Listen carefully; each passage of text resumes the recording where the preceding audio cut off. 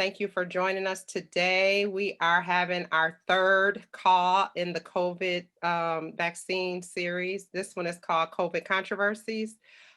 Today, we're going to be talking about the variants, the J&J pause, the reinfection. What do you do once you're vaccinated? Side effects, of course. We decided to kind of change the format a little because we feel like most people know what COVID is, but feel free to ask any and all questions. Of course, we have Ty Retman, my wonderful cousin, who is actually hosting the call with Capital Prep Harlem. We have Dr. Ian Moore, who is Chief of Pathogenesis at the National Institute of Health. He ran the Moderna safety and efficacy trials. We have Dr. Ogechika Alozi, one of the top infectious disease physicians who has a clinic in El Paso and used to be the chief medical officer at a HCA facility during the COVID blow up down there. And we just want to make sure that we are providing you all of the right information so that you can leave this call with the clinical confidence to make whatever decision you've made or stand firm in whatever decision you've made. We also have a representative, Lauren, from the YWCA. They're actually the people who put our flyer together and has helped support us in promoting the different talks throughout the ever since December. So I don't know if Lauren is here, if she wanted to say a few words. Lauren, are you in? Is Lauren? Yes, I'm Okay. in. All right. I'm in, and thank you. This has been a fabulous partnership. Just a little bit about the YWCA. We operate as a network of 300 YWCAs. We're part of the YWCA USA. And I'm just going to send you to our website because we do so much that I don't want to spend a lot of time about what we do. So our website is www.ywcachicago.org. And I just want to encourage people to really, first of all, I want to thank you for your Saturday, because I know Saturdays you could be doing a whole lot of other things, and you decided to join this conversation. So get your coffee, tea, whatever your favorite beverage is, paper and pencil, because your questions are important, and these doctors got the answer. And if they don't have the answer, they know where to go get it. And that's it. Just want to thank you for this opportunity and this real partnership. Thank you, Lauren. And again, thank you and your team for your assistance. And I just want to kind of jump in. I do want to make sure that everyone knows there's no such thing as a stupid question. These physicians can answer any and all of your questions, whether it's scientific, whether it's history, because based on hesitancy, vaccine hesitancy, or it's clinical. So please feel free to ask your questions. If you don't feel comfortable coming online asking your questions, just go ahead and DM me and myself or Ty or Dr. Moore or Dr. Alozi, and we will get your questions asked. Okay?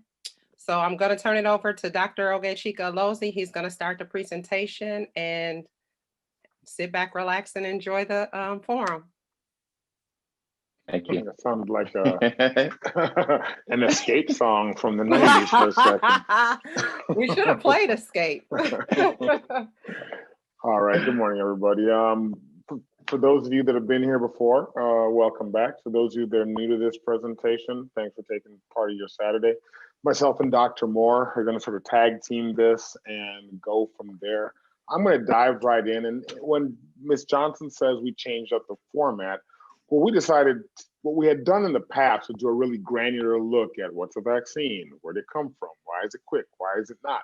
I think in April of 2021, it's a very different conversation, right? And so we're going to make this a lot more laid back, sort of like you would kick it at the barbershop and argue about sports and somebody's hair and somebody's car, maybe cryptocurrency.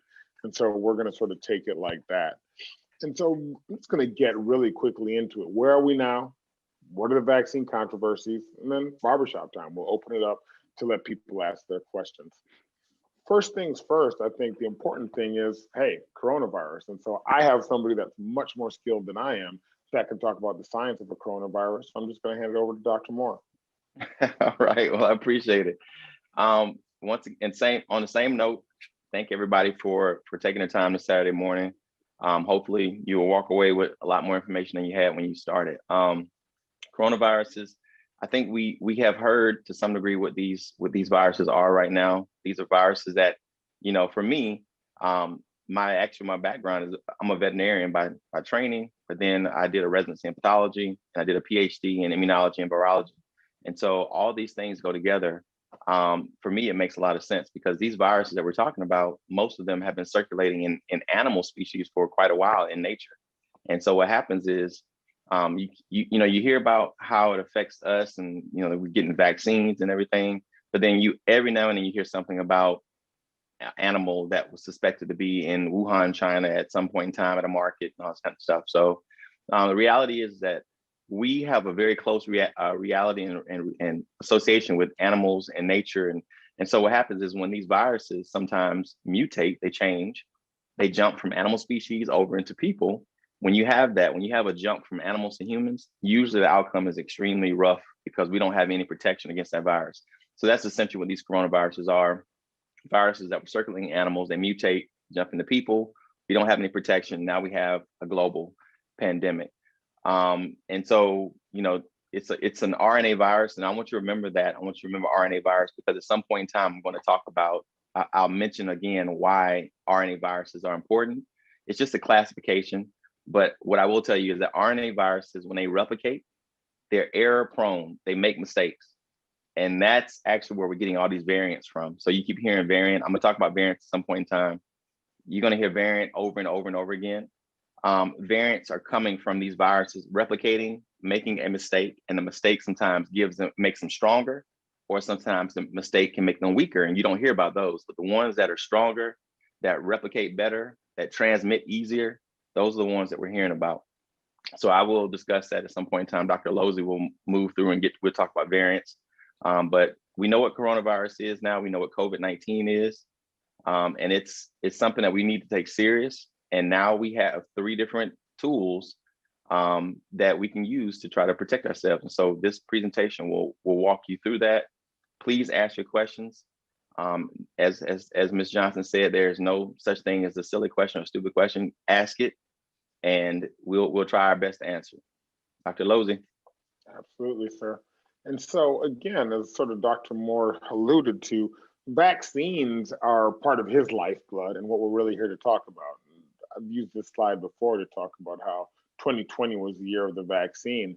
It's kind of funny, and again, I'll throw it back to Dr. Moore, but it was interesting to me how creating the vaccine was almost the easy part, right? When we figured out the genetic sequence of COVID back in, I think, February of 2020, all the process that your labs and a host of other labs went through to get it through the FDA, that seems easy.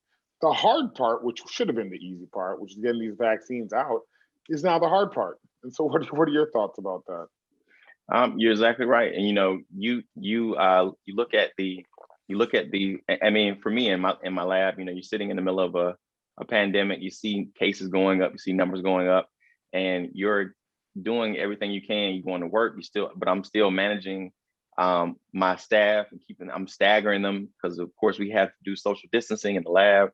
You get all that stuff done and you go through this process, you get a vaccine to the FDA for authorization.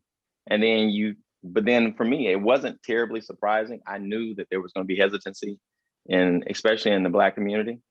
And so I was preparing for that even when we were in the process of even submitting this information to FDA. I said, if this is going to FDA and getting ready to be approved or at least authorized, then I need to go ahead and start talking to people back home and anybody who I can talk to, because I did the same thing back when I was an influenza researcher.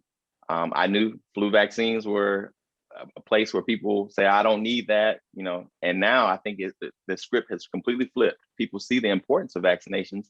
It just depends on how deadly or how serious the pathogen we're talking about is.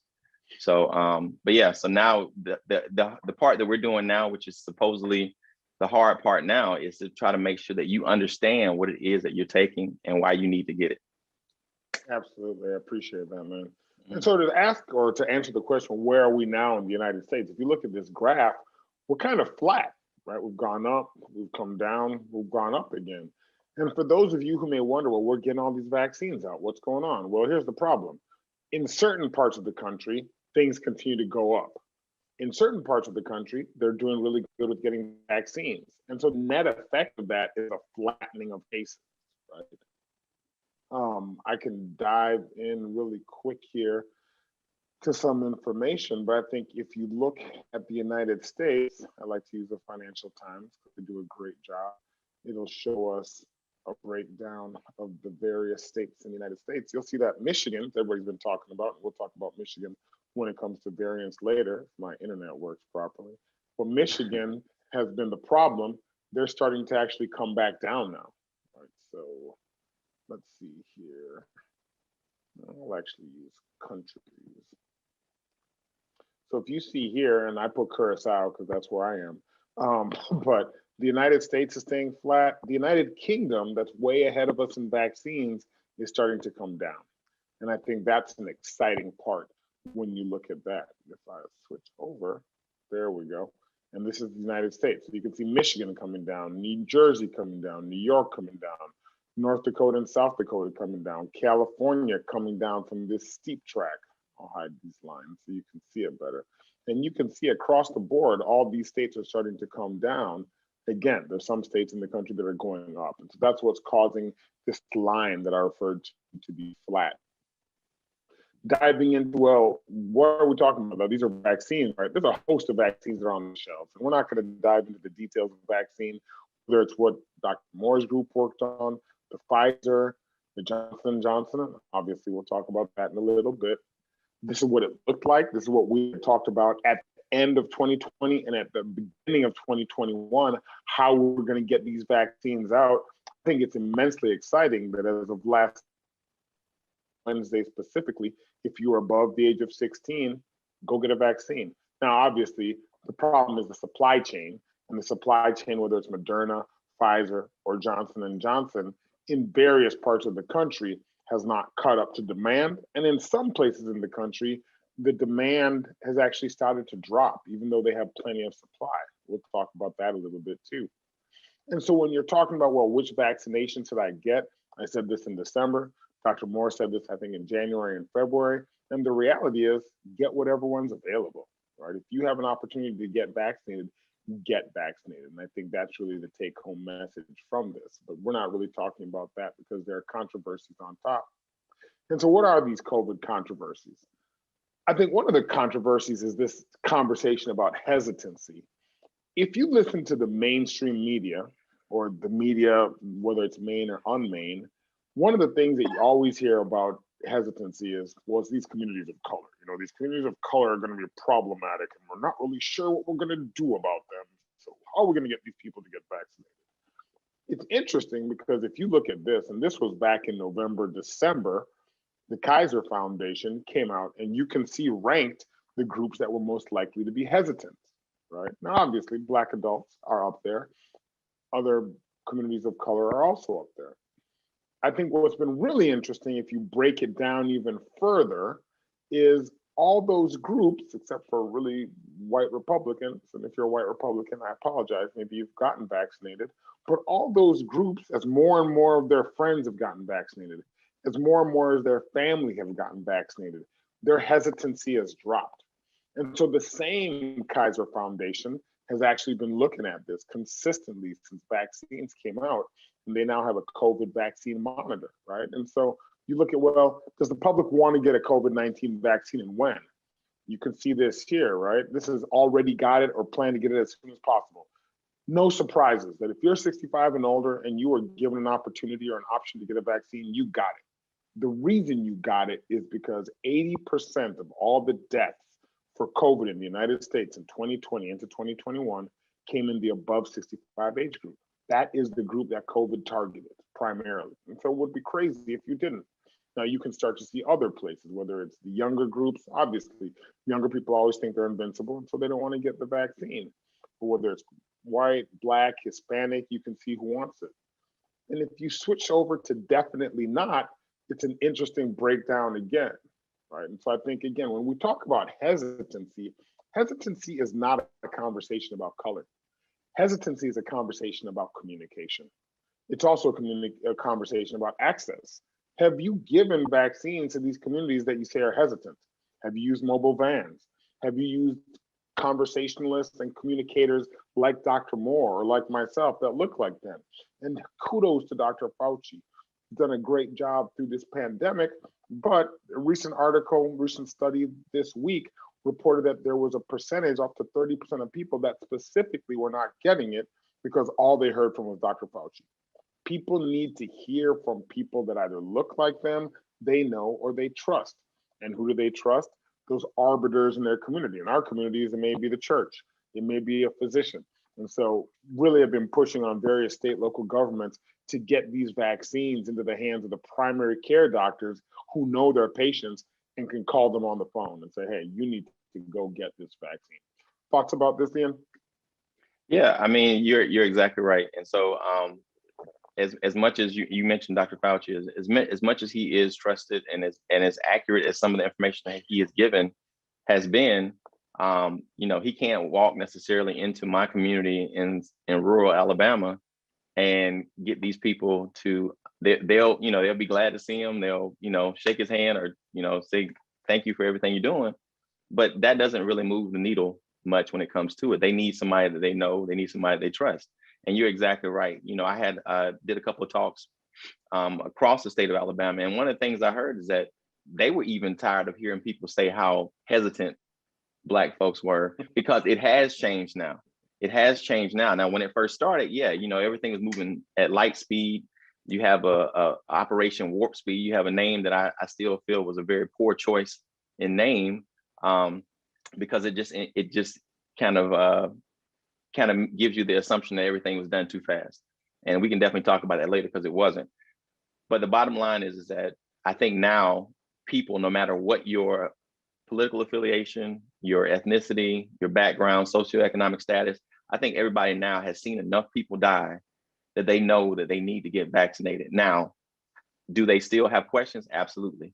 And this is where you and I and people like ourselves come in and have a Saturday morning conversation and fill in some of those gaps, because if we don't fill in the gaps with accurate information, those gaps will absolutely be filled in with misinformation, some conspiracy. And I have heard many of them, and we can talk about them later if you want to, but I think they're even worth mentioning sometimes. But yeah, so absolutely. So I think that's just kind of where we are. Please, if you're listening to this, open your mind up, take advantage of this opportunity that we're giving you right now, and ask those questions. Absolutely. And I continue to keep this slide when I talk to various groups, just because I remind them. And I think Ty said it in the beginning, right? If the conspiracy was about vaccines and they really wanted to get us, and I'm somebody that's had a kidney disease since I was in my 20s, so I take various blood pressure medications, they would have put in our blood pressure medication or our diabetes medication, because the stroke belt and the heart attack belt is in the deep South. It would have been an easy way to wipe out the South. They didn't. And so it's not about vaccines. And again, this is funny, but it's kind of tongue in cheek, right? For the working class Black folks who are still skeptical about getting the vaccine, just consider this. Think about how many rich white folks who are trying to cut in front of you in line to get it. And obviously, this was the early days, not the same, but again, it still holds a lot of power out there. Got to call out the elephant in the room because it's in the press, right? There's a conversation about Johnson & Johnson, the one-shot vaccine, which in full disclosure, I have gotten. That's what I got, with a condition called CVST, central venous sinus thrombosis. Now, you can see what's out here. Many of you have seen a cartoon like this or a graphic similar to this, and it talks about COVID, and pregnancy, and oral contraceptive pills, and the Johnson & Johnson vaccine. And I think this is all well and good. As a scientist and an epidemiologist, I think it was also important for people to realize that when we look at true risk, you have to look at what's called stratified risk, right? And compare it to what you would have expected it to be in the normal population. And there are some concerns about Janssen & Janssen. The CDC and the FDA met yesterday and they have reapproved it. And I think that's potentially the right thing to do, with some warnings, and people will make their own decisions, especially because Now vaccines are open to everybody. So people will now have an option or a choice of potentially what to get. I think, however, and this goes to not just the controversy around Johnson & Johnson, but the controversies globally, is when you say how safe or unsafe you think Johnson & Johnson is, you can see that prior to the conversation 2 weeks ago, when they put a pause, it was in the 55% range, and unsafe was around 25%. Since that pause, it has switched, and more people now believe it's unsafe compared to safe. That's the power of the media. That's the power of the conversation. And so I often talk to reporters when they say, hey, can you do an interview? I say, hey, if we're going to do this interview, it's going to be live time. I actually don't do a lot of recorded interviews or press interviews as newspapers anymore, because I've realized that a lot of people in the media, especially press, they have an agenda, and they're just trying to do clickbait. We'll talk about that a little bit later. Dr. Moore, I'm going to turn the conversation of variants over to you and sort of explain what's a variant, why is it concerning, but potentially why shouldn't we be afraid of it? Right. So as I was kind of mentioning earlier in the conversation, we do have a couple of different variants that we have to worry about. So now, as I mentioned, coronaviruses are unique because they fall into a category of viruses that when they replicate, they have the opportunity or have the possibility of having a mistake happen in that replication cycle. It replicates. So if you imagine, it's kind of like making a copy of a key. You make a copy of a key and it fits your door. But over time, let's say that the teeth on that key change slightly. What happens is now the key and the lock no longer communicate because there's something wrong. It gets harder and harder to open the door, or eventually you can't. Your key just gets stuck and it doesn't come. So what happens is these viruses replicate over time. And what happens is sometimes they have a mistake, and the mistake can either make, as I mentioned before, can make it stronger or can make it weaker. In the case of the three variants that we're talking about right now, we have three major variants that we're talking about. Now, we have an original Washington strain of the coronavirus that we've been talking about, and that was the one that actually hit the US first early in the pandemic. Now, over time, you have opportunities for the virus to continue to replicate, and then you have variants that pop up all over the world. You have one that's the South Africa variant. It's known as the 501 YV2 variant. But in general, I'm just gonna call them by their names. And then you have a Brazilian strain, it's called the P1. And then you have one that is in the UK, which is B117. And so these are the three that we're concerned about. And actually B117 is becoming the predominant strain here in the US. And so the concern is that what happens is your vaccine that you have potentially take, you put it more to the test because these viruses that have changed a little bit, they're sometimes able to slightly evade the immune response. But there's actually good news on the horizon is that these vaccines are shown to be a lot more protective than first assumed. And so now if you've been vaccinated, you have some protection, but I can guarantee you, if you have a strain that is new, like the B117 or the UK strain, that is potentially more transmissible. And the debate goes back and forth about whether or not it causes more severe disease. But the point is, if you don't have any vaccines on board, you're a clean slate, you're open book, and that virus can actually cause a lot of damage. So to have a vaccine on board gives you some protection, but these are the three that we're talking about: the UK, the Brazil, and the South Africa. And if they change enough, then sometimes they can evade the immune response and they can be more transmissible. So that's why it's so important that we get a vaccine on board and give ourselves some protection. Absolutely. And I think one of the other things, and Dr. Moore said this as well, but I'll reiterate it, is vaccines mutate on their own. They mutate and cause these strains of interest or strains of concerns that he talked about, the 1351, 117, and the P1, when there's unrestrained spread of a vaccine. If you don't have unrestrained spread of virus, thank you. When you have unrestrained spread of a virus in the community, that's what happens. And so that's what happened in South Africa and the United Kingdom, and now in India, in California, in states, localities where they had so many people getting this virus constantly. It was putting a pressure on the virus, and the virus mutated. And so I think that is important to call out. We'll talk about that again when we go to open Q&A. And so sort of to close this out, a couple more sort of thoughts. From the beginning of the pandemic, we've had what are called non-pharmacological interventions, or NPIs. That's stay your butt at home, wear a mask, do your hand hygiene, avoid touching your face, don't go into a crowd, right? Ventilation. Now, again, government messaging and financial support, quarantine and isolation, a lot of these things have evolved and they've changed over time. The data now sort of shows that aerosol is the driving factor. The whole cleaning that we did, hey, it was good. Your house got super clean, right? But it may not have been as useful as it was. We now understand that physical distance and being outside is a great place to be. And now we have what I really believe is the last nail in the coffin of COVID. If we vaccinate people properly, we will get through this. I think it's important, and I talked about this before, but to call out again, right, that the people that bore the brunt of this were above 65, our parents, our uncles, our aunties, our grandparents, right? They bore the brunt of this 600,000 plus deaths. But that does not mean it didn't affect younger people in that 50 to 84 category or that 18 to 49 category. I'm going to keep pediatrics and kids out of it because it's controversial. We can talk about that another day. I think what's also important to understand when you sort of look at this is whether there is a long COVID or not. People are talking about a long COVID syndrome. We don't yet know. It's way too early in this conversation to know that. But if you had to take the shot of, I got COVID, oh, and this will affect me 10, 20 years from now, and I didn't get COVID because I got vaccinated, I think rational people will say, you know what, I'm going to go on the side of, I'm just going to take this vaccine and protect myself from not getting this and the potential list of various disorders that are on this screen. I think it's really important. And so as we sort of look at where are we today in the United States and how we're going to get through this, and again, the conversation that we're having today is all about vaccines. You can see the vaccine distribution in the United States. It looks great. We went from giving an average of less than 1 million back in December to a high of, I think, 5 million or so about a week ago. What's concerning right now, at the point in time that we need it most, when we're having these variants and we're having these surges in various areas, is right here. We're starting to go back down.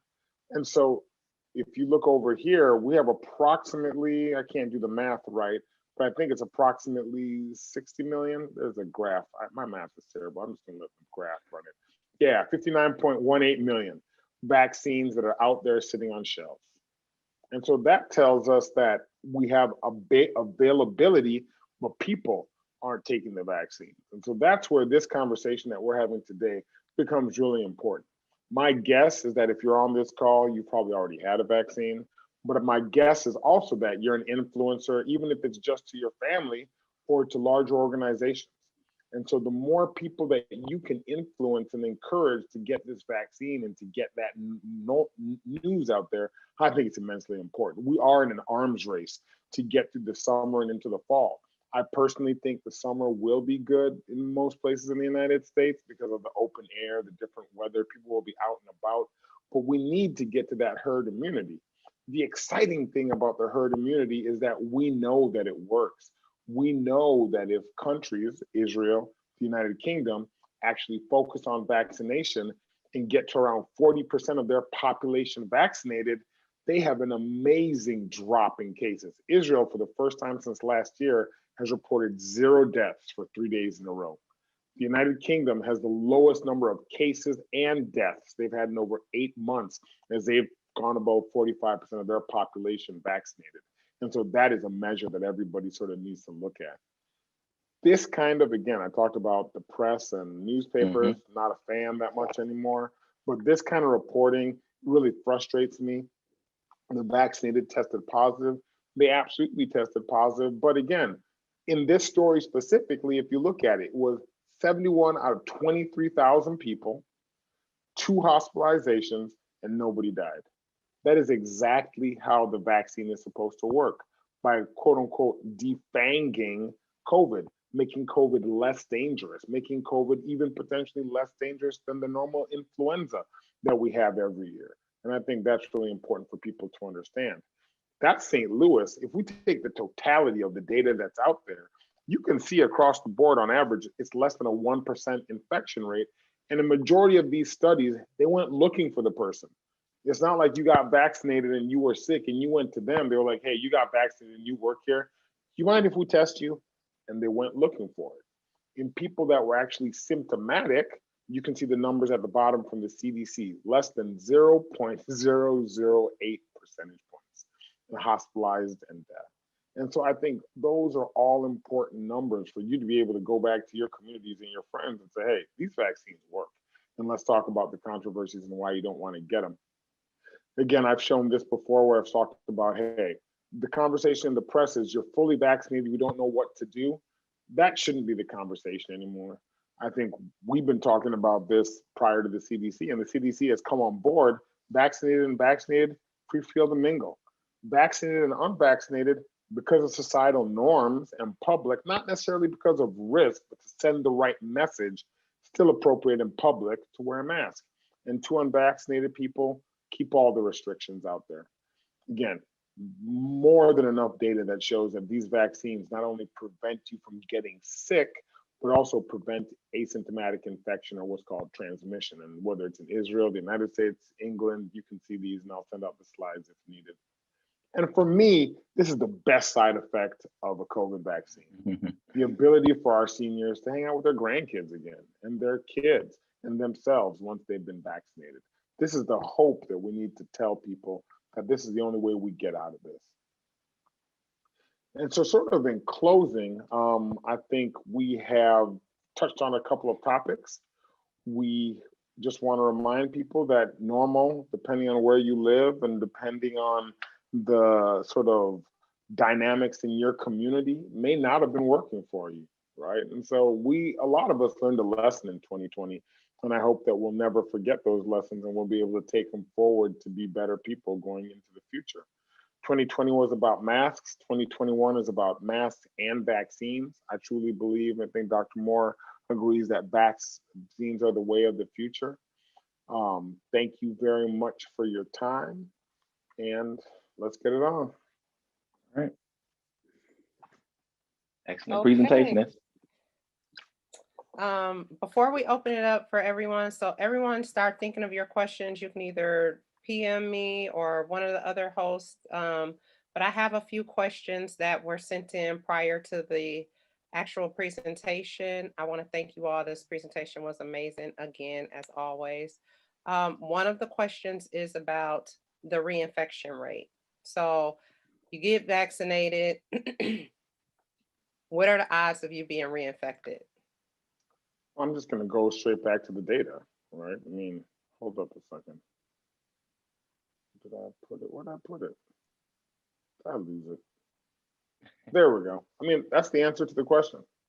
Whether you want to say it's less than 1%, whether you want to say it's less than 0.008%, you pick a number.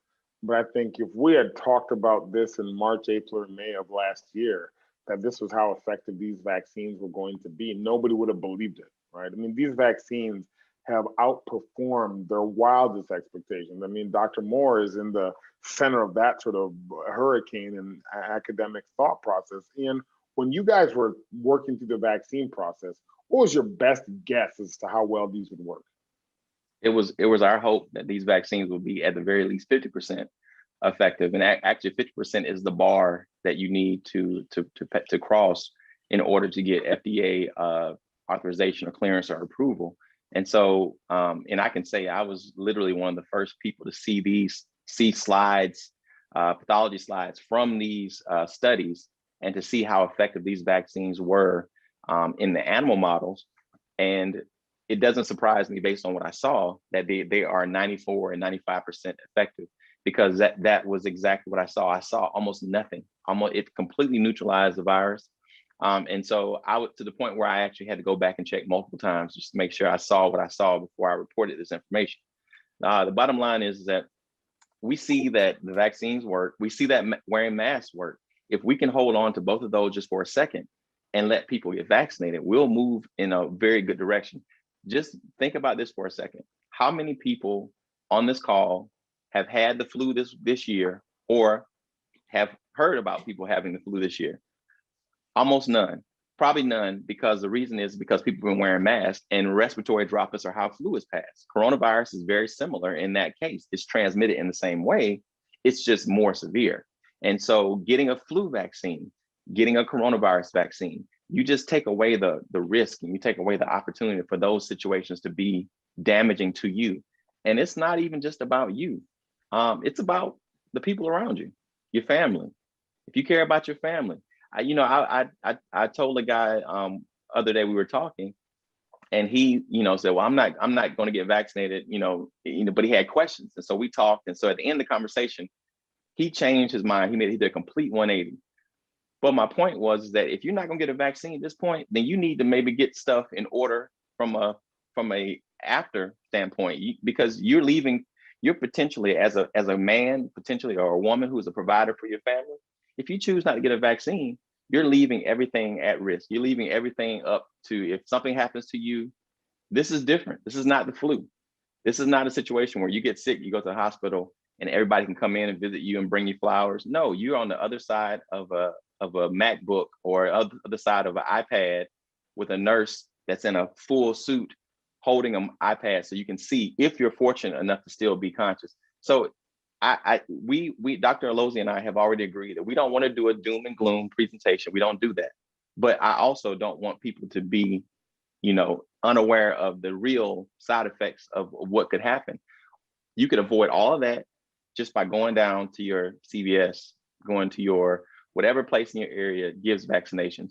You get a vaccine, you get 2 shots, 2 weeks after that second shot, 2 or 3 weeks after that second shot. Now you're in a situation where you can at least breathe more comfortably when you go out. You still wear a mask, but you're not sitting there worried about having no protection. Is something going to get me sick? Now you're protected. Now you're protected in a vaccine. I'm sorry, I'm being long-winded, but the other part of it is that a vaccine is not meant to give you 100% protection, even though 94, 95 are very high. A vaccine is meant to give you protection. If you were ever to get sick, you have a runny nose, you might have a fever for a couple of days, you might have some body aches, versus you being on a ventilator on the other end of an iPad. And so that's a vaccine is meant to keep you safe and make any potential infection very mild and almost non-existent. And so that's where we are. And so I want to make sure that people understand that getting a vaccine you have so many theories out there right now, but I'm coming to you, Dr. Alozi coming to you. We're talking to you about the truth. We can't make it any clearer than this. So definitely get vaccinated, take care of yourself, and enjoy the summer, and safely enjoy the summer. So yeah. I must say that this is what, our third call, Dr. Alozi? It's our third call. Yeah, number 3. I think we have changed about, what'd you say? Repeat. Yeah. So we've changed approximately 50 to 60 people's minds about the vaccine. I get text messages, I get emails, because this is pure facts, is real information, and people, including myself, I am now vaccinated, fully vaccinated, because of these calls. And so is my husband. We are really making a difference. And I just really want people to take this information back and share it. Take the real information back, because people are so good at sharing the myths, the rumors, the falsehoods. Please make sure you share this information as well. So thank you for breaking down that reinfection rate. I know we had talked about it before, but I just want to make everything in layman's terms, as if possible. That way people really understand, and when they can go back and speak to it to their friends. Right. I'll say one other thing. Hey, Ms. I'll say one other thing, right? I think it's important for people to realize, and again, this is my problem with some of these online newspapers these days. What they're trying to do is get you to click on the story, right? But if you look at the second level metrics, 80% of the story is never read. People read the headline, read the first 2 sentences, then they send it to their friend. Or they call, hey, bro, did you hear about that stuff going on in St. Louis, man? They're killing people in St. Louis. 71 people got infected. What they didn't tell them is that it was out of 24,000. And oh, by the way, They went looking for that 71. These are not 71 people that came to the hospital. They said, hey, we need to come check you real quick, right? That's not how life works. You and I don't go to the hospital just because, right? I might be working, you might be working, anybody on this call could be working and feeling just fine, may have a virus in the back of their throat that is not transmissible and is dead virus. But because we have a test, they put a thing in your nose, all of a sudden you get on the St. Louis Inquirer. And so I think, again, people need to understand that clickbait and the process of the media is not always the truth, right? And so I think hopefully we can help discern some of that, and hopefully at times they can discern some of that. Yeah. Another question that I had come in earlier was third shot. I think that may be you, Dr. Moore. People are like, "Look here, I already stretched myself by getting 2 shots that I really didn't want to get, but I'm doing it to help myself and my community," right? Now you're talking about a third shot. Yeah. So yeah. Well, look at it like this. A potential third shot would be, it's just like and this goes back to flu. It's just like a flu shot. You go and get your annual flu shot every year. You should be, if you don't. Now, the third shot, the potential third shot is coming from the fact, and actually companies are preparing for it should they need to do it. Nobody even knows right now how long the immunity lasts from the ones that we have right now. So we're still because we're moving through real time. In a pandemic, you can't, in a normal vaccine process, when there's no pandemic, you have people who are in the clinical trials as we've had before, phase 1, phase 2, and phase 3. And you take those people and you follow them out for 2 years, 3 years. And what they do is over that time, they check their blood to see how high their titers are. And then what happens as those people, what they call breakthrough infections. So the people who are vaccinated now 3 years out, 1 or 2 or 3 of them start to have report they were sick or were positive for the virus or whatever virus they were vaccinated against.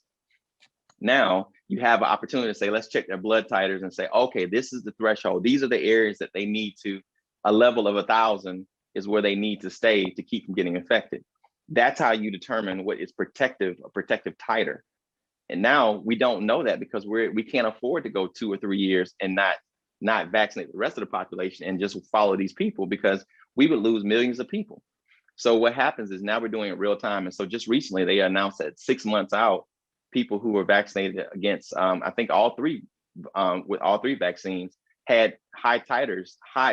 They don't know what's protective, but had high antibody titers out to 6 months and so they're going to continue to follow them for the rest of the year. And they'll probably report at 12 months and they'll report at 18 months. They'll keep going out. But in the meantime, we know that not getting vaccinated is putting you in a position where you potentially get sick and die.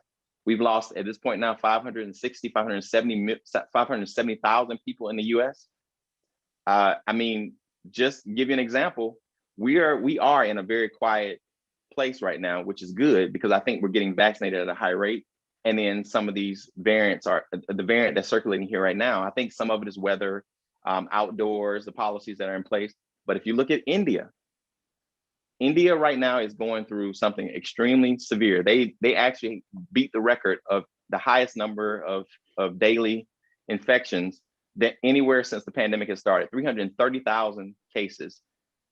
That's crazy. And they are running out of hospitals. People are dying in parking lots. And so when I see that, I'm thinking like, we need to make sure that we get vaccinated here. If you're sitting here, listening to this call, and you're not vaccinated, just give yourself that ease and that confidence of getting a shot, just in case that wave comes to the US again, because it could. We have variants that are circulating, but give yourself that protection. So that's all I'm asking. But a third shot would be just a booster to give you a stronger immune response, to get your titers back up so that you can continue to protect yourself. Same thing with the flu shot. You go to get a flu shot this year, the virus changes, and then you have to go back and get another flu shot the next year because the virus changes enough that the previous year's immune response might not recognize this new virus. So don't get worked up if you don't have to about a third shot. A third shot would be just something to keep you protected and keep you safe and keep your titers high enough where you don't have to worry about anything else. And it would be only one shot. It wouldn't be another 2-dose series. It'd be just one shot to get your titers back up. now, will you have to have a card, another card, or have you guys thought that through?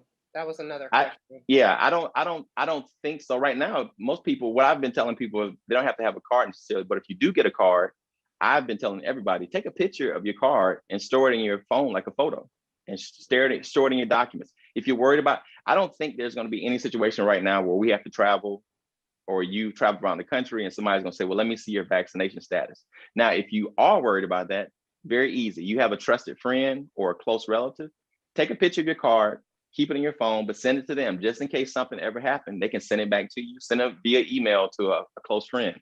It's like giving your friend a key to your house. Just somebody else has an extra key that they can give you if ever you lost yours. But right now, I'm pretty sure there's going to be some digital card of some sort, vaccination card of some sort that will be coming out pretty soon if it isn't out already. Okay. Another question is I think this was a clickbait story, but someone asked the question. There was a headline about the vaccination causing herpes. Now we know they're talking about shingles. We know because they don't post the story, they just post the headline that the vaccine is causing herpes. They don't read the story. People just post it. Little Duval. I mean, just everyone posted it. We know that they're talking about the shingles. Can you please speak on that? You or Dr. Alozi, please talk about it. We need to get our hands on little Duval first of all. Yes, online. So, I mean, the better point is why is he the source of your information? That's why is Duval why is he your medical information, man? And the funny thing is a bunch of people shared that and was talking about that, but guess what? They won't share this, So exactly. Bad news and negative information travels way faster than good news anytime. Think about when you're at work. If you had a story about somebody and not you personally, but if you hear something about somebody's gossip. Yeah, don't say me because my manager is on, so don't say me. But if you hear a story, if somebody says, "Oh, did you hear about this person?" That information travels extremely fast. But if you say, "Hey, this person did a really good job at this," can you? Nobody want to pass that along, So if you don't mind, Dr. Loza, let me go just for a second. So the herpes story, and I'll even top that because I think it's important to put myths out there, but to also to tear them apart. I had a person on a call that I did, and this person was a medical professional, and they asked me, well, why are people who got vaccinated with COVID testing positive for HIV? Now I heard that, and the person was dead serious, and I just so immediately. Usually, I'm pretty good at. I have a poker face when it comes to question like that. But at that point, I was like, but that's not true. And so I would like to hear that because I go back and look it up and do my research and find out how to debunk it. And so what it boils down to is that there was a group who was actually thinking about using a protein that was associated with HIV infections, not something from the actual HIV virus, but a protein that was actually associated with it, that if you were to use this protein, it would cross-react and would essentially show that you were positive for HIV. Needless to say, it never made it to clinical trials for that exact reason. They were like, there's no way we can go forward with this technology because of that fact. But somebody saw that headline, HIV cross-reactivity, or HIV positivity in COVID, and they went with it, sent it to everybody. And so now you have medical professionals who are actually, in some cases, propagating this information. So the herpes thing too, there is no virus in any of these vaccines, definitely not herpes. And so if there's no virus, if you can't get COVID from it, how can you get herpes from it? Exactly. I'll just leave it at that, because if you can't get the virus that you can't get COVID from it, you can't get anything else from it. You can only get protected. Now I'll step back. I'll let the professional take over. Dr. Lozy. No, I mean you answered it a lot longer than I would have answered it. I mean, so you know how it is. You get those friends that call you and troll you, send you DS all the time. You're like, at some point in time, you gotta say, bro, or sister, are you on this train or not? Are you on the Earth train or not? And so, hey, sometimes people don't want to be rational, and that's okay. That's okay. I mean, the reality is we need 70%, right? We need somewhere between 60 and 70% to get ourselves back. We're not going to win 100% of the battles. And so I think 100% win rate is a high line. We just got to convince enough people that are rational and are willing to listen, like a lot of people on this call, just to say, Right. hey, I mean, yeah, you're afraid of the shot. Understand it 100%. Understand it's a brand new shot. Also understand that people like Dr. Moore were involved in it, so we're at the table in this conversation. So it's not a eliminate us. Also understand that your daddy, auntie, and uncle are probably on metformin or hydrochlorothiazide. If they really wanted to get rid of us, they would have killed them off 20 years ago when they got their hypertension and their sugar diabetes. So I mean, we gotta have conversations with people that are data driven. At some point in time, you just gotta call BS and say, yeah, that's BS. Let's move on. I have some questions in the queue. So this is from Demond Flowers, Do and it. he said, why is testing not universal? For example, why do some countries not take the rapid test? Why is the US the only country that does not check swab? What that does not check cheek swab? So again, I think part of it is all about different countries have different regulatory agencies, right? They have agencies that determine what tests can be used and what tests can't be used. In the United States, we've primarily done the nasopharyngeal or the brain biopsy process, right? Other places will take the oral pharyngeal back to your throat. And other countries have developed technologies or used technologies that are cheek or saliva, just spit into a cup. It's interesting when we talk about the differences in testing is, so I'm here in Curacao doing some COVID work for their hospital here, and Ian knows about this, but they use the cycle time as their cutoff, right? So it's not just a positive or negative. If your cycle time is above 30, they discard it immediately and they say it's dead virus. And so we, the United States, knew about cycle time last year. I mean, Ian knows about it, virologists know about it, but for some reason we decided not to use it. I believe in the postmortem of COVID, when we go back and say, what were the missteps that we made? I think that's one of them. I think we should have given people a cutoff. We had enough data around it, July, August, that would have helped people a lot. But to answer that question specifically, Ms. Johnson, different countries just have different rates or different preferences for testing. Some people like Nike, some people like Adidas, some people like Jordan, some people like Braun. I mean, neither is bad. They're all great. It just is what it is. Yeah. But Jordan is the greatest, just FYI. You see my cousin's room. You see my cousin's room, so. But anyway. Let's keep it moving. Let's keep it moving. So this is from Chris Nelson, and he said, thanks so much for the information. Having grown up in St. Louis and now living in southeastern Wisconsin, Racine, Kenosha area, my hometown. Only one of my friends has agreed to get vaccinated. I find it very discouraging and don't know what else to say to them. What is your advice on how to discuss with my friends? I appreciate all this information. Secondly, is it safe to go back to the barbershop once vaccinated? I need a cut bad, LOL. Now for me, I would go to beauty parlors, beauty shops. I have been in the beauty shop since last year, just FYI. And I've been in the nail shop, but I don't know. You guys can take this on. Yeah, so I mean, and Ian will dive in on this. I think communication 101 is acknowledging we don't know everything, right? I mean, myself and Ian aren't going to sit here and say we know 100% of the information about COVID or the vaccines. That's crazy. I think part of that is saying, yes, you're absolutely right. Do we know what the vaccine will do 10 years from now? No. But what we do know is what getting COVID will do to you on average today.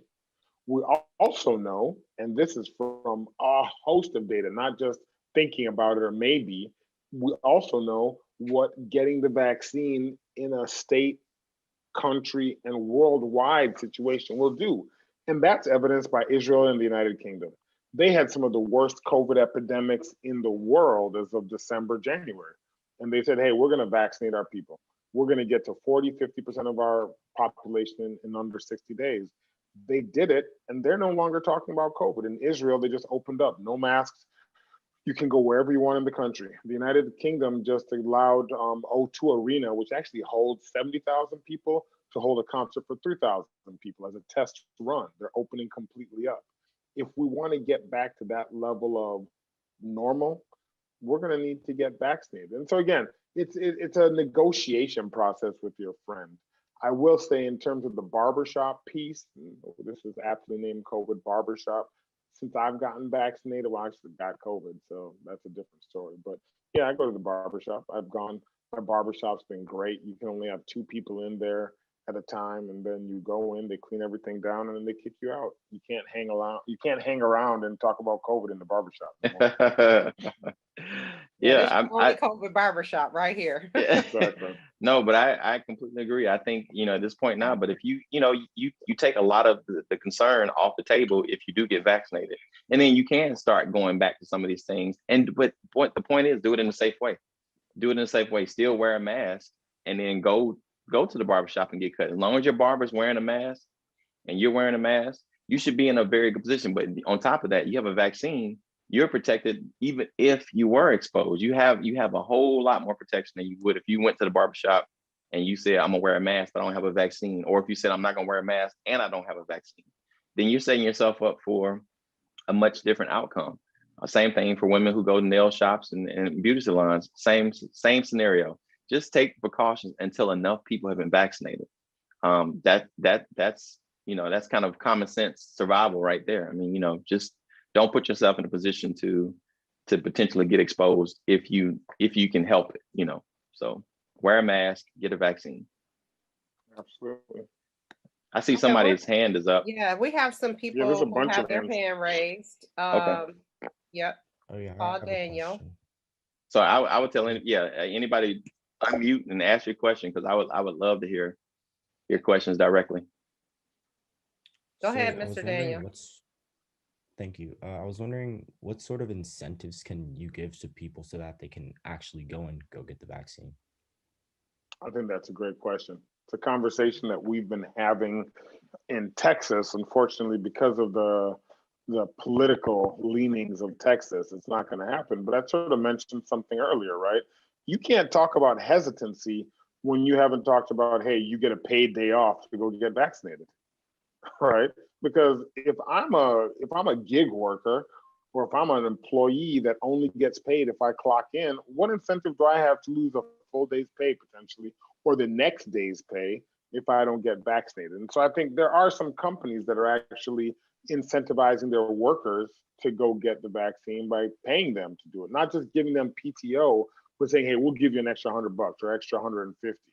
Right? So I think there has to be unique ways that various parts of the population get incentivized. Because like I showed, we've sort of hit a peak at our vaccination rate, right? I think this remaining 40+% people, 30-ish, that haven't gotten vaccinated, they're going to need convincing. You're going to need to give them a reason other than just go do it. And so I think that's a great question, Mr. Daniel. Dr. Moore, what do you think?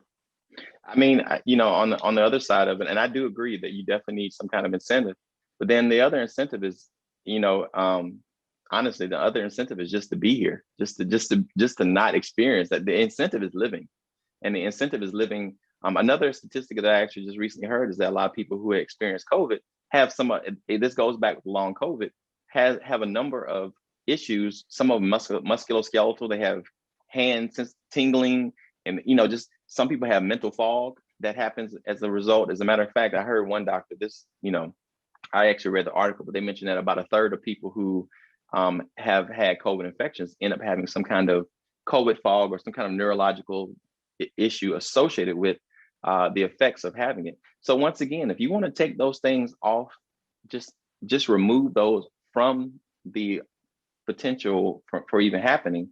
It's as simple as getting a vaccine. So I don't know what incentive. I agree, you need an incentive, but I don't know what incentive is more important than your livelihood, your ability to live and thrive. That's all this incentive I needed, because I have seen people that I know people that didn't make it. I know people, my father-in-law, my father-in-law died of COVID back in April. It was a year on the 13th of this month. And so That was before a vaccine was available. I know moving forward that had he made it to this point, I could have absolutely got him vaccinated, no questions. He would have been here. So, you know, for me, when somebody asks for an incentive, I'm like, think about the people who love you, you being around, you being present. Or imagine yourself right now being in a hospital. You're sitting in your house Saturday morning. Imagine being in a hospital right now and nobody can come see you. Or you can't have a funeral. That's all the incentive I needed, you know, and that's why I do this. That's why I get up on a Saturday morning and talk to people, because I don't want anybody else to experience that, especially if you don't have to, especially when you have 3 vaccines that work and work so well that you don't even have to consider it. So that's my incentive right there. And I would like to chime in. I saw the incentives pay off this year already, because we hadn't seen my mother. My children hadn't seen my mother since December 2019, right? Christmas. And then I hadn't seen my mother and my father since March of 2020, because I went to see them for her birthday. And just for Easter, she came to town. So that's an incentive as well. She came to town. She was able to see my kids. I was able to see them, hug them, you know, spend time with them, because we're all vaccinated, right? Hmm. And so that's an incentive as well. So, Exactly. you know, Exactly. think It's about kind of that. the intangibles. Okay, I see someone else that just says L and their hand is raised. So you can come off of mute and ask your question.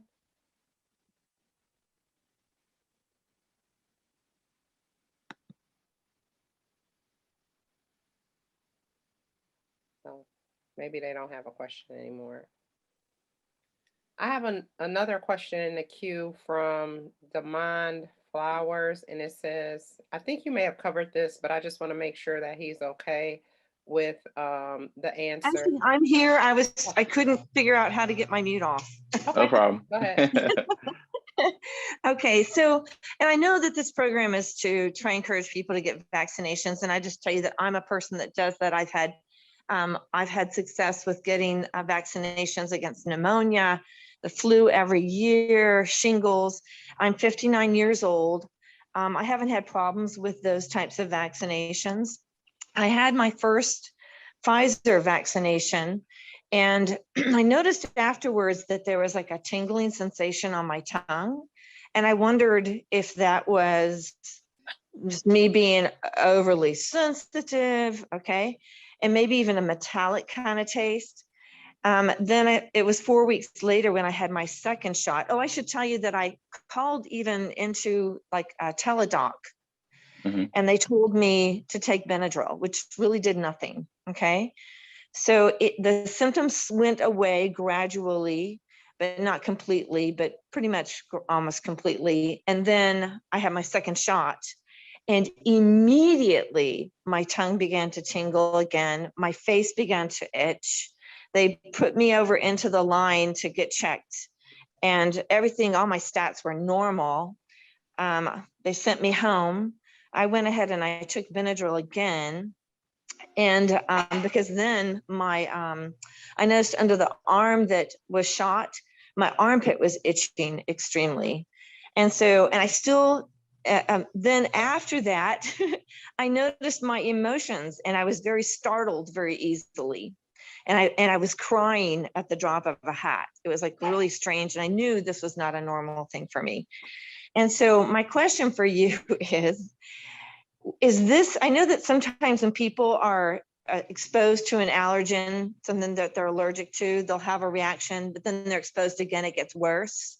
I'm wondering if I am somebody that is allergic to something in the shot of Pfizer, and maybe the next time I'll have a worse reaction.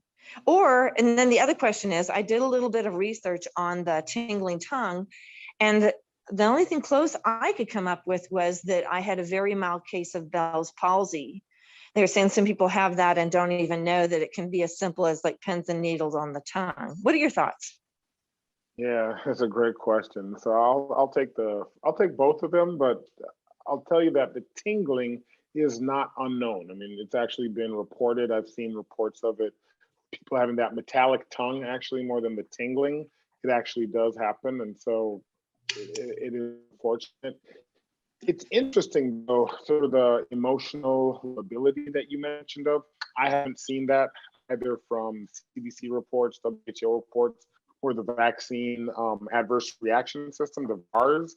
And I do think that if you So sorry. have your link, no, you're fine. I think that if you do have your link to VARS, you should actually document that in the VARS system, because I think it gives the people that are watching that, see if it's happened anywhere else, and they'll actually reach out to you. I had a friend that had a local reaction on his left shoulder, and his whole arm got red, not like the whole arm, but to his elbow. He had a rash, and that's been reported in hundreds of local reactions now. And so it's now a call out when people are getting vaccinated. So I think it's very important that no matter what your side effects are or may have been, that if you have that link to VARS, that you actually report it so that somebody can take a look at it and potentially reach out to you. Can you please tell people to make sure that they get that link? Because I think I'm the only friend out of the people that I went to go get vaccinated with who actually signed up and reported my symptoms. Now, VARS is stalkerish, just so everyone knows. But can you guys please just tell everyone, because when I tell my friends, hey, are you reporting daily? Because for the first week you report daily and then it goes to weekly. They're like, what are you talking about? I don't know what you're talking about. I didn't get that. So can you guys just speak to what VARS is? Yeah, I mean, VARS is the vaccine adverse event reporting system. It's a QR code that you get, or a link that you should get in a piece of paper whenever you get a vaccine. And here's the reality: 80+% of people throw it away and they're like, oh, more paperwork. I ain't about this. But especially things like this that Elle just reported on, and a host of other things, even the people that complained of the cerebral venous thrombosis, is because of VARS, they're able to go look at them. And so if you don't report your side effects, you're never going to know. I will say this: remember, VARS is open source. Anybody can look at it. Anybody can report. And so if you're one of those people that decides to go look at VARS, you're going to see a lot of junk that's in there. People reporting that their foot fell off or their head fell off or a whole host of things. And this is true talk. It's actually in there. So again, but if you actually have a concern about a side effect, I think it is important to report it to VARS and let the people at the CDC take a look at it. I think it's important too to report that you didn't, because then it gives that positive Exactly as well. Absolutely. Absolutely. So make sure you guys, when you get vaccinated, even if you start at the second dose, make sure that you get that QR code and report. That way they know what's going on. Absolutely. Did that answer your question? I think it says she left. Oh, okay. I think she got her answer and left. Okay. I'm gonna just hit on Damon's question again. He inboxed me. I know you guys have answered this, but I'm just gonna read it and make sure that it's answered to his satisfaction. With the vaccine being so new, how can we be sure that this vaccine does not cause long-term effects to the body? Has there been any deaths related to the vaccine? Right. I'll take that. So in particular, mRNA technology that we're talking about. So it's new in the sense it's new that we've actually used it for a authorized vaccine, but it's not new in the sense this has actually been around for 20 years. The technology has been around for 20 years. It's just that we've never had a pandemic. It's perfect for a pandemic because we're able to mass produce a vaccine and protect ourselves. But the interesting thing I want to make a point to Damon as well, because that was a really good question, is that this, and I hate to keep calling it technology because technology makes it sound sometimes scary, like we don't know a lot about it. This method of vaccination, this is exactly what the virus has been doing for 10,000 years.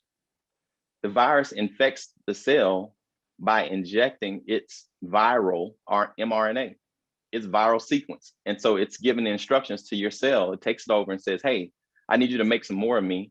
So build each little piece like a GM factory in Detroit. I want you to build doors, hood, engine, the chassis. I want you to put it together. And then what happens is a new virus particle gets put together and comes to the top of the cell, goes off, and that new virus particle can now infect other cells in your body. So we just got smart recently, 20 years ago, and say, hey, maybe we can use that information and we can jump in front of the virus and we can give your cells just enough information to make something, not the virus, but to make a piece of it that your body recognizes, the most important piece, make an antibody response to that piece. Now you protect yourself anytime you get in contact with the virus. So it is new in the sense of us using it as a mass vaccine, but the technology has been around for 20 years.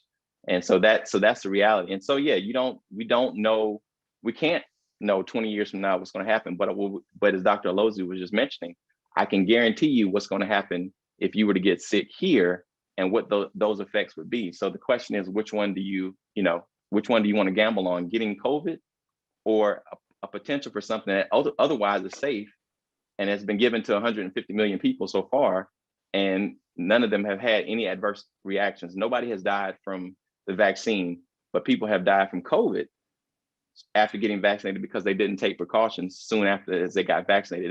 They didn't wear a mask. They got a shot and went out the next day, and you can still get infected. That's why there's a period after vaccination that you have to allow antibodies to build up and protect yourself. Yeah, I think that's important, Demond, right? That nobody has died from the vaccine, right? But we know almost 600,000 people plus have died from COVID. So, I mean, again, because I can see your videos on, I mean, I don't know if you've gotten vaccinated or not, so this is not about you, but I have a lot of friends that are younger than me in their 20s and 30s. They're like, I ain't getting this. Why I gotta get this vaccine? And I'm like, okay, that's cool. But you still live at home with your mom, and one of you goes to take care of your grandpa every other week. And that's cool if you don't want to, but please stop going to see your parents. Go get your own apartment, live on your own. If you get infected, get sick on your own. Don't give it to your mom, daddy, or grandpa, right? Because that's just selfish at that point. And so sometimes talking to people's better angels is hard. I get it. But it's also not fair if you say, I don't want to get vaccinated, but I'm going to put all these other people at risk. I think that's a different conversation. Yeah, exactly. Think about the people who are around you, who love you, and who depend on you. If just hypothetically think of yourself not being there tomorrow, and it's happened to a lot of folks. They didn't plan on getting sick, and they didn't plan on not coming back home, but that's the way it happened.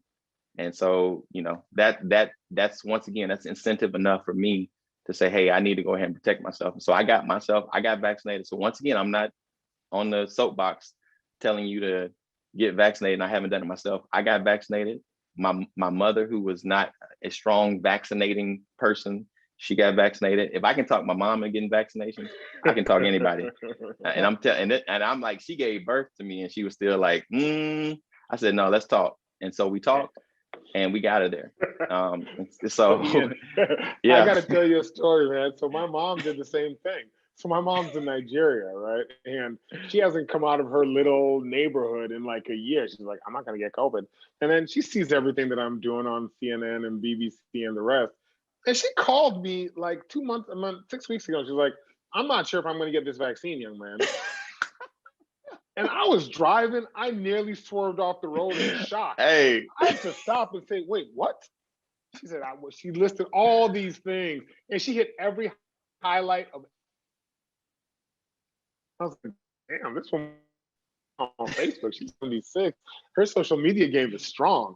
I had to tell her, we had the conversation, then we got to threats. I had to tell her, if you do not take this vaccine, you are not seeing your grandchildren this year.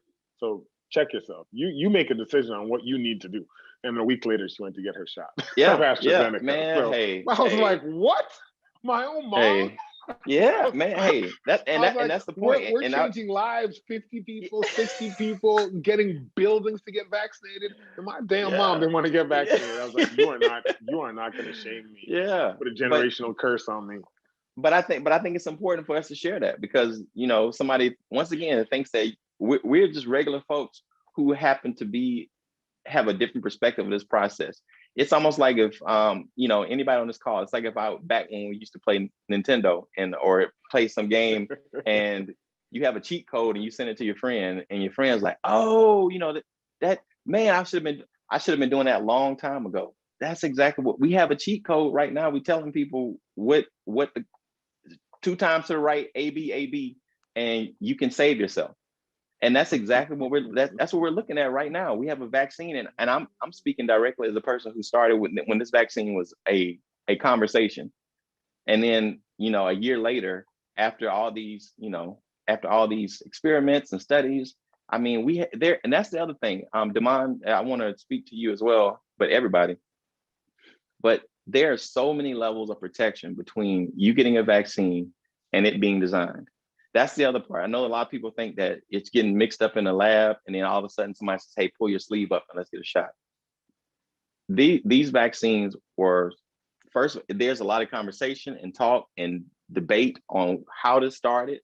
Once it's an idea, then you have preclinical studies, which is what I did. So at my level, preclinical safety and efficacy.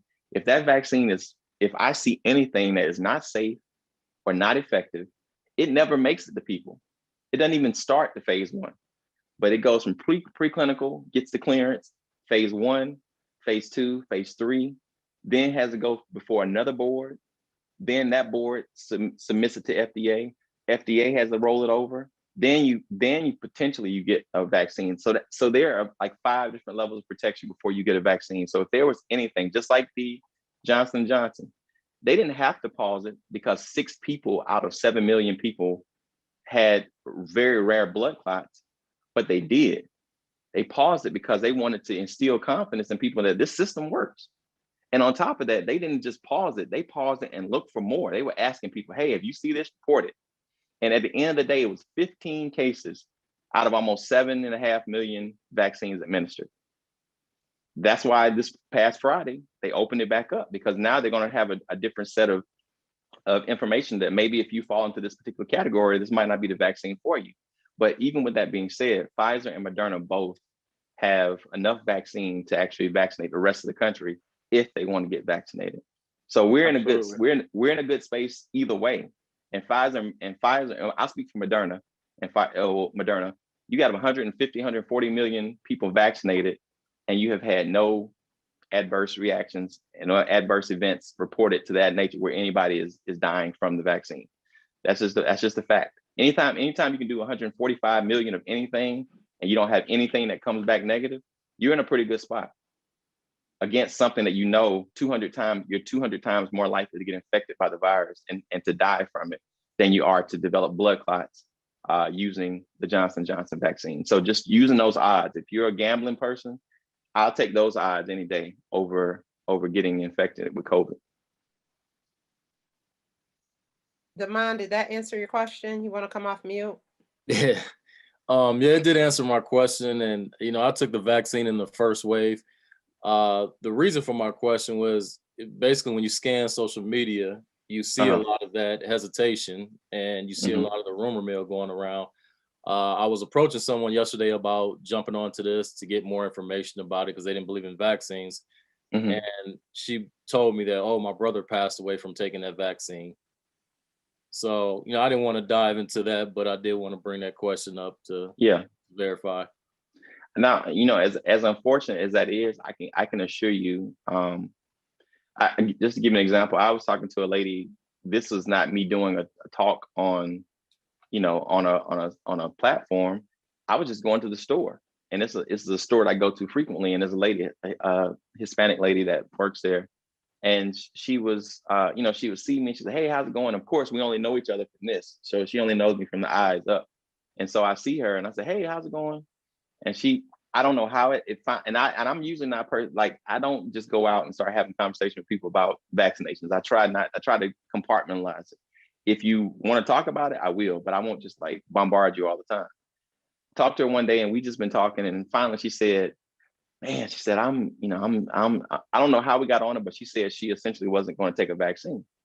And I just kind of shook my head. I was like, oh, here we go. I gotta jump in this. I can't not say anything. And I said, it's funny you said, I said, so can you tell me why? I'm just curious. I said, why? And she said, it was because her brother, who had gotten vaccinated recently in Florida, got sick from the vaccine. She said he got vaccinated, and then the next day he developed bronchitis. That's exactly what she told me. And so I said, see, the thing is that I could tell you right now that I could put out a headline and say a side effect of vaccines is speeding tickets. because when I went to get my vaccine, I left the clinic and I drove home. I got a ticket on the way home. And so the vaccine clearly caused that. Anything that happens after you get vaccinated, people are going to hyper focus on it. But that vaccine, getting a shot in the arm, he didn't even have time to develop a bronchitis. But first of all, there's no virus in it, and it's not going to have any effect on his lungs. But it was because it was the association, and she didn't know. And so after I talked to her about this, and we talked about the whole process, she got vaccinated. And you know, it's just one of those things like where I feel like if nothing else, if I can change the mind of one person to help them protect themselves, that's it. This call, it could be 50 people on this call, and if nobody takes the information and decides not to use it, as sad as that would make me, I have to be at peace with that because I'm giving you accurate information from the horse's mouth. I'm coming straight from the place, and in giving you information that you can use to get vaccinated. If you decide not to, that's the beauty of this process. You don't have to, but I'm just hoping that on this side of it, that you can find something there that's true and use it to battle what you're seeing on Facebook and YouTube and some other places. I mean, I've made YouTube videos telling people how mRNA vaccines work, how vector vaccines work. And I had to put that out there to try to fight some of the misinformation that was out there, because it is a lot of it, man. So much. A lot of it. It's So, crazy. but yeah, so you know, so just by you knowing more information, anybody on this call hearing information, just like you said, you got vaccinated. The point is that you share with somebody else, because somebody's watching you. You're an influencer to somebody. Somebody's watching you, and they're gonna say, "Man, well, Demond got vaccinated, and he didn't have a car accident, and he ain't, you know, his head hadn't fallen off. So I'm gonna go ahead and I'm gonna get that vaccine too."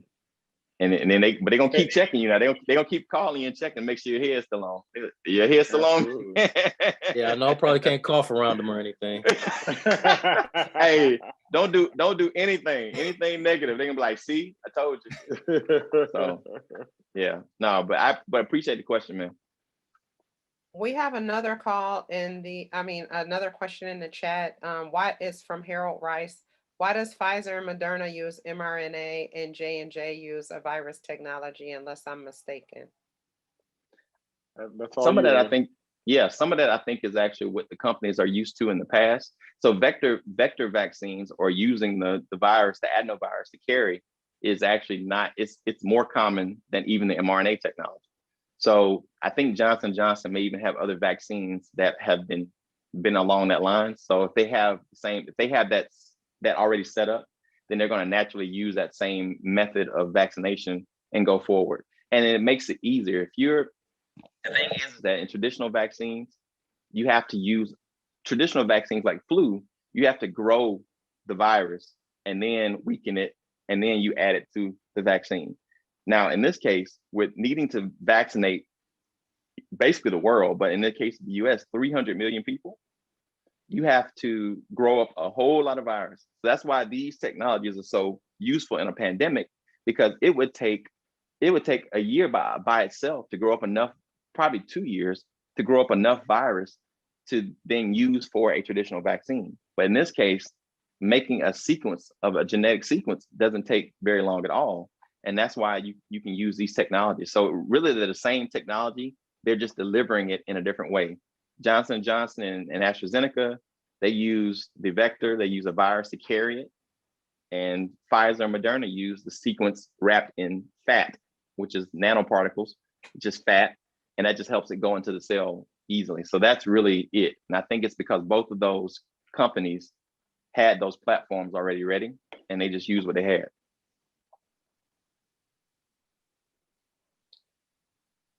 Anyone else have any questions? I also would like, while you're thinking, if you have any questions, I would like to say that most of these people on here, you know, myself or one of the physicians, if you have questions, please, or you have someone that's doubtful, reach out to me. I can always, you know, ask the doctors, send you their response.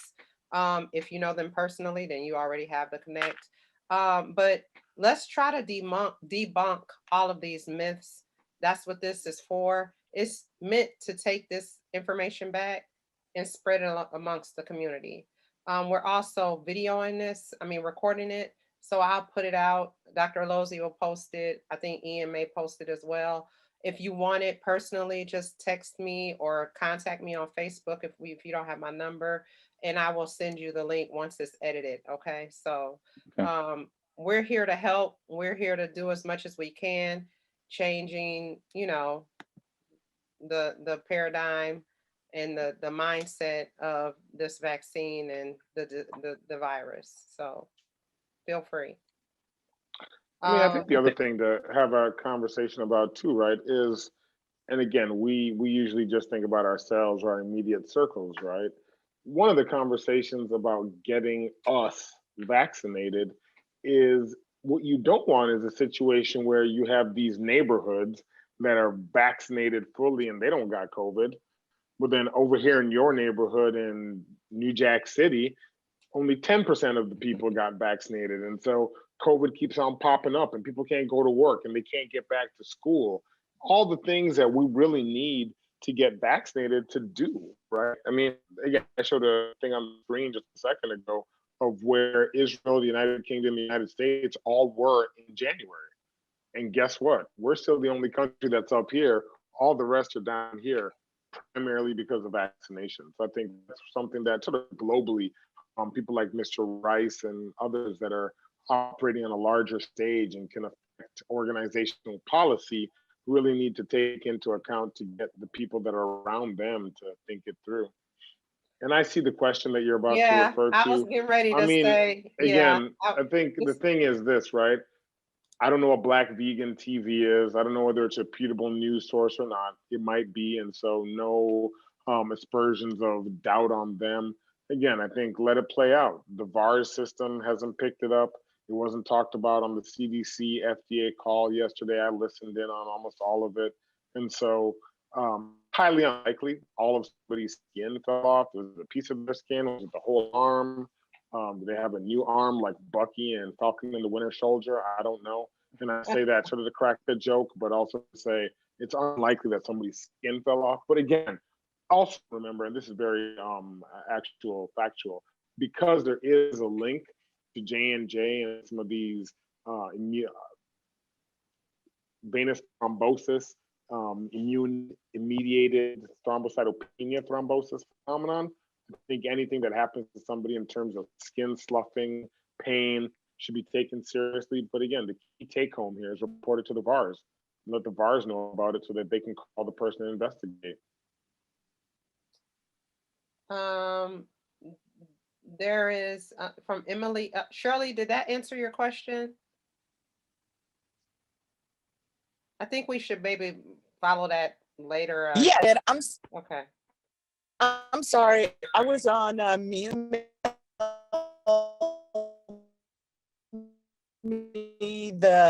And I've not heard it, and that's not something J&J has reported. But I thought since I have some experts on the line, I might as well ask the question. Yeah, absolutely. I thought it was kind of, a moment, but you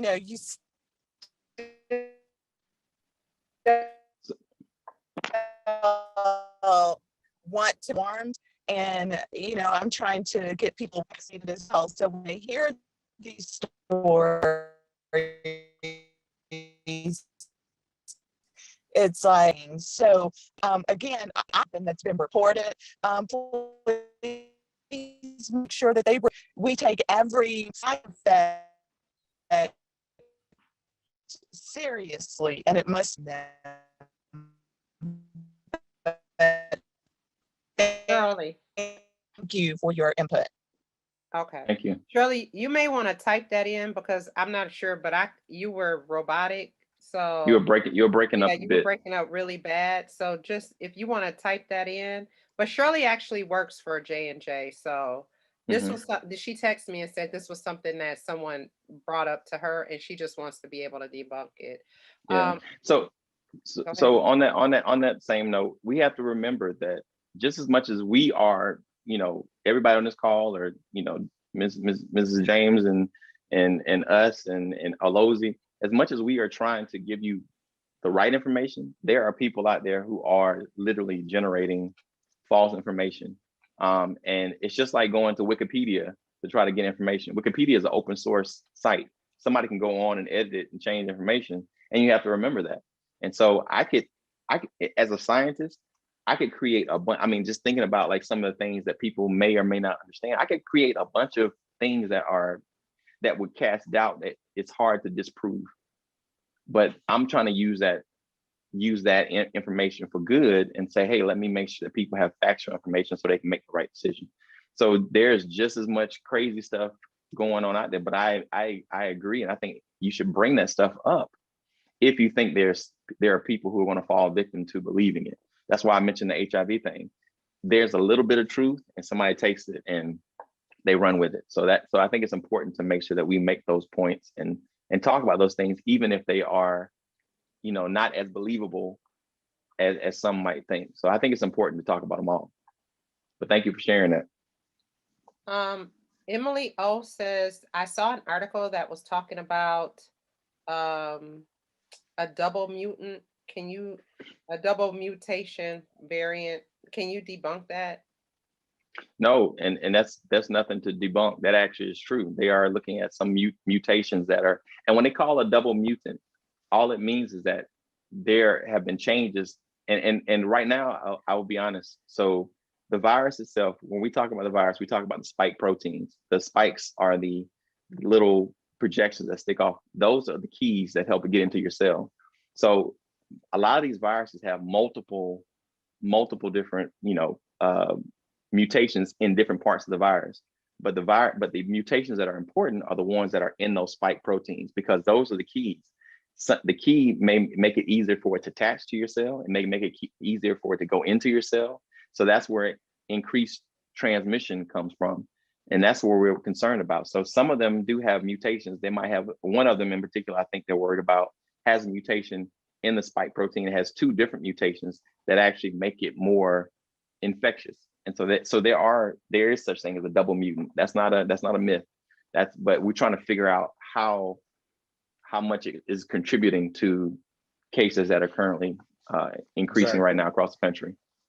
And I think there's something that should be also called out that people should remember. I mean, people don't know that, like Dr. Moore pointed out, because there's a double mutant doesn't mean it's more transmissible, right? And 80%, this was actually reported this week, 80% of the stories that are calling out the double mutant and the triple mutant, they're in virus strains that have no increased transmissibility. So they're just telling us what we knew last year. We knew that there were variants. We knew that there were double and triple mutants. We know that there are double and triple mutants in HIV and hepatitis C. And guess what? We have medications for those too. And I think it's really important. One of the takeaways from here is that as of today, on April 24th, 2021, every single vaccine that exists has been shown to have proven efficacy about all the variants of concern that exist today in the planet that we're aware of. Not just from an antibody standpoint, but something that people don't talk about because it's not easy is T cells. And that's why I'm a lot more bullish about these vaccines and plus or minus a 3rd dose than others. But T cells are the actual drivers of, are you protected? Antibodies just protect you today. T cells protect me a decade from now when I turn 60.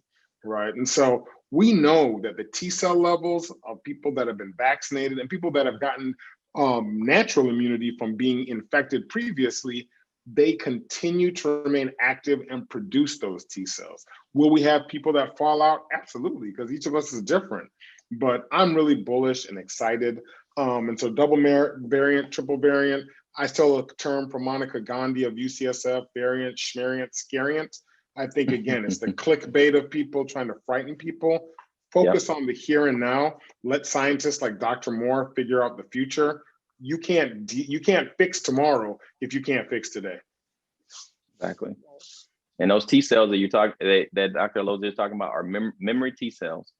Those are, and they call them memory T cells for a reason, because it's like your immune system has 2 different weapons. It has what, as Dr. Loza just eloquently just explained, you have antibodies that will respond today and coat everything and destroy the virus. And then you have the T cells, the memory T cells that hang around in your body for 2-3 years. And if you ever come into contact, their job is to remember. And okay. Then they go talk to the B cells, and the B cells produce more antibodies. So that's exactly what memory T cell is. And so I'm glad you pointed that out. So that's a unique thing about mRNA vaccines, is that they actually give you a very strong T cell memory response. So they don't talk about it a lot because we're talking about antibodies, we're talking about today, but the memory T cell response is really, really high with mRNA vaccines. Yeah. And I think part of it is the memory T cells are what you can test, right? You can test easily. And when I say easily, it's the test that LabCorp and Quest can run. But in your lab at the NIH and a lot of research labs at UCSF and Harvard and Michigan and UT, they're not dealing with simple tests. They're dealing with tests that are actually going to define this pandemic 10 years from now. And so I think people need to remember that when the St. Louis News and the Michigan Gazette and the El Paso Times are talking about antibodies and T cells, they Googled it. They didn't ask Dr. Moore. And so always be careful about who is the writer and what is their background. Right. I just received a message via text from Banshee Booker. It was, is it true that you should drink a lot of water before and after the second vaccine, the second dose? Will it cut down your side effects? I guess maybe just talk to. I'm about water all the time. Just always stay hydrated, right? You want to take like 64 ounces of water every day. But to preempt your question, Chastity, there's nothing that you're going to do potentially from a water standpoint or a vitamin D or E or collagen or protein water that's going to change your reaction to the vaccine. Each body reacts differently to the vaccine. If you want to take some Tylenol, take some Tylenol. But understand going in that a third of people have absolutely no side effect whatsoever. They don't feel the pain. They don't have fever, chills, nothing. And there's like another 5th or 20% of people that do. And there's everything in the middle. And so there's no thing that you can do that's magical. And this is not just about vaccine, but I think in health, there are very few things that you will do in your life that are going to protect you against life.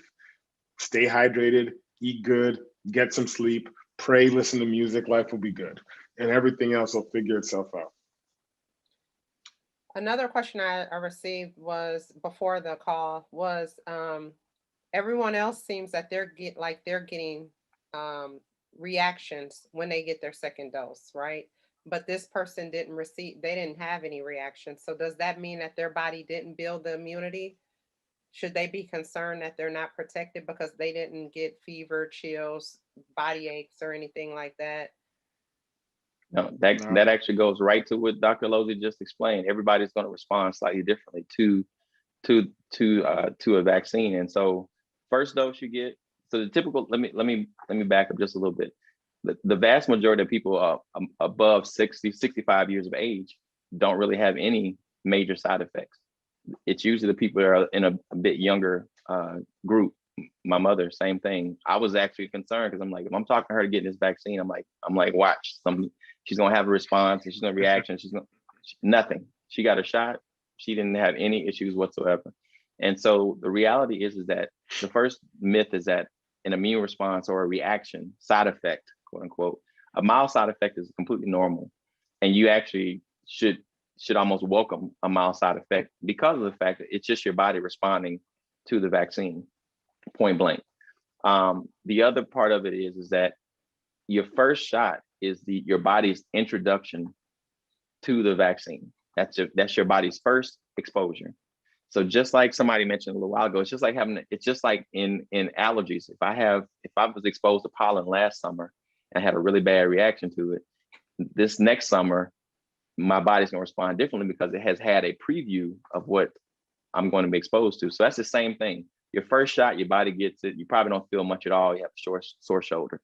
Second shot, now you have maybe low-grade fever, chills. I had exactly the same thing. Your body responded because it has second exposure, and you have had some antibodies that were developed in response to that. And so now your body gets exposed for the second time, and now you have a stronger response. Now, if you don't have an immune response, if you don't have any side effects, you don't have any chills, or it doesn't mean you're not having an immune response.